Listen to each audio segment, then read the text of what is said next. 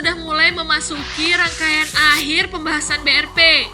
Pada video kali ini, kita akan membahas tentang bagaimana membuat materi yang interaktif untuk pembelajaran daring pada mode asinkron.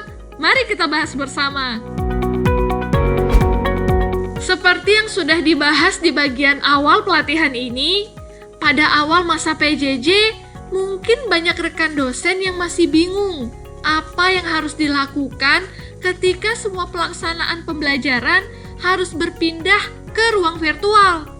Pada akhirnya, mungkin banyak rekan dosen yang memilih untuk merekam videonya sendiri seperti saat sedang mengajar di kelas, untuk lalu ditonton oleh mahasiswa.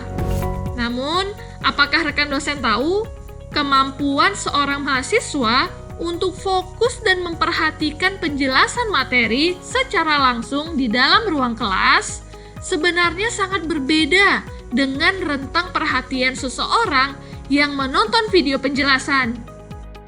Bayangkan, mahasiswa harus mencari sumber internet yang kuat, kuota internet yang cukup, agar bisa menonton video pembelajaran yang panjang. Namun ternyata di menit ke-10 mereka sudah kelelahan. Kenapa ya?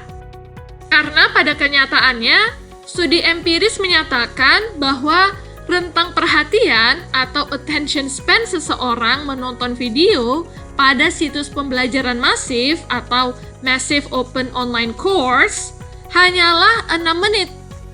Tidak heran jika ditemukan juga bahwa mahasiswa merasa tidak tertarik dengan rekaman video perkuliahan selama 50-90 menit. Rekan dosen, sebenarnya ada banyak pilihan alternatif lain yang bisa dijadikan solusi agar mahasiswa tetap mencapai sub-CPMK yang diharapkan, meskipun tanpa menonton video rekaman penjelasan dari rekan dosen yang mungkin sangat panjang. Kita akan membahas beberapa di antaranya. Pertama, rangkaian video berdurasi singkat. Masih dalam bentuk video penjelasan, rekan dosen bisa membagi video penjelasan Anda yang mungkin cukup panjang menjadi beberapa bagian. Hal ini tentunya juga membantu mahasiswa yang kesulitan akses internet, sehingga mereka bisa mendownload terlebih dahulu video tersebut dengan ukuran yang pastinya jauh lebih ringan. Di dalam BRP, tentunya rekan dosen perlu mempertimbangkan waktu yang dibutuhkan mahasiswa untuk menonton seluruh rangkaian video ini. Dari segi produksi, dengan membagi video penjelasan menjadi bagian-bagian kecil, Anda juga akan terdorong untuk membuat penjelasan yang sistematis dan fokus pada inti. Berapa lama durasi setiap bagian video? Rekan dosen bisa menjadikan studi-studi sebagai acuan di mana maksimum attention span untuk menonton video adalah sekitar 6-15 menit.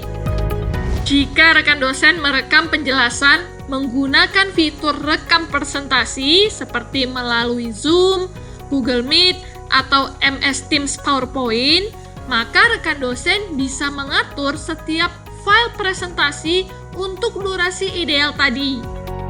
Jika Anda merekam video melalui gawai atau gadget manual seperti kamera, rekan dosen bisa merekam terpisah setiap bagiannya, atau memotong rekaman panjang menjadi bagian-bagian kecil.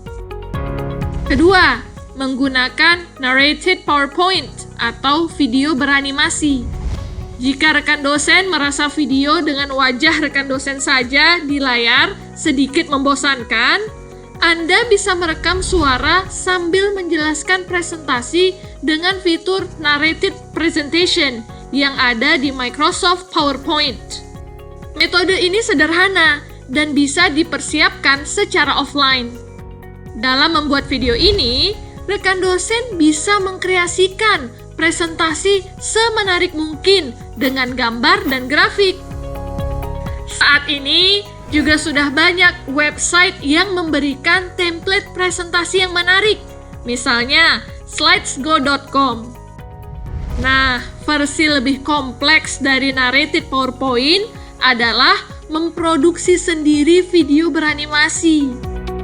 Jadi, dalam video seperti ini, rekan dosen akan membuat animasi atau gambar.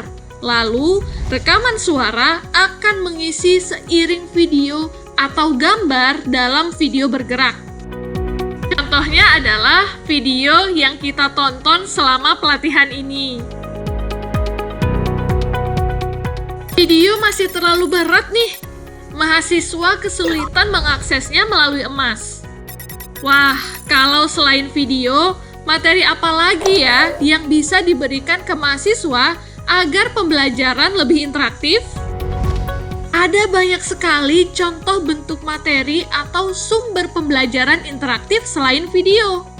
Misalnya, dalam bentuk audio, rekan dosen bisa membuat podcast atau siniar.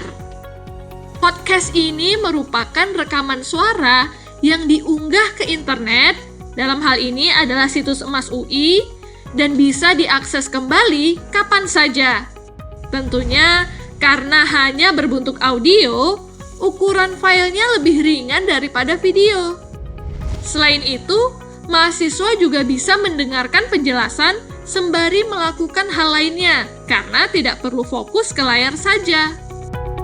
Nah, jika podcast terdengar sangat rumit, untuk jenis penjelasan yang cukup singkat, misalnya saat menjawab pertanyaan mahasiswa, saat memberikan umpan balik tugas atau presentasi, rekan dosen bisa merekam voice note atau voice message ke forum diskusi sejenis.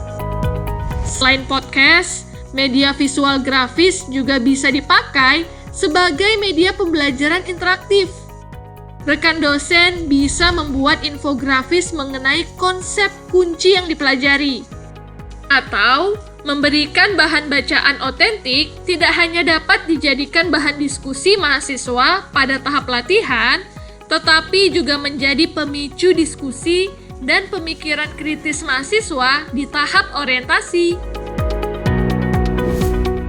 Oke rekan dosen, contoh-contoh sebelumnya adalah beberapa alternatif materi pembelajaran yang dapat digunakan, terutama pada mode asinkron dalam pembelajaran daring. Tentunya harus diingat bahwa masih ada banyak contoh lainnya yang bisa ditemukan. Ingat rekan dosen, saat ini tentunya Anda bukan hanya dituntut untuk bisa mendukung mahasiswa mencapai sub-CPMK, tetapi juga menjadi kreatif dalam berbagai tahap pembelajarannya. Oke, di video berikutnya kita akan membahas contoh perumusan BRP untuk pembelajaran daring. Sampai jumpa!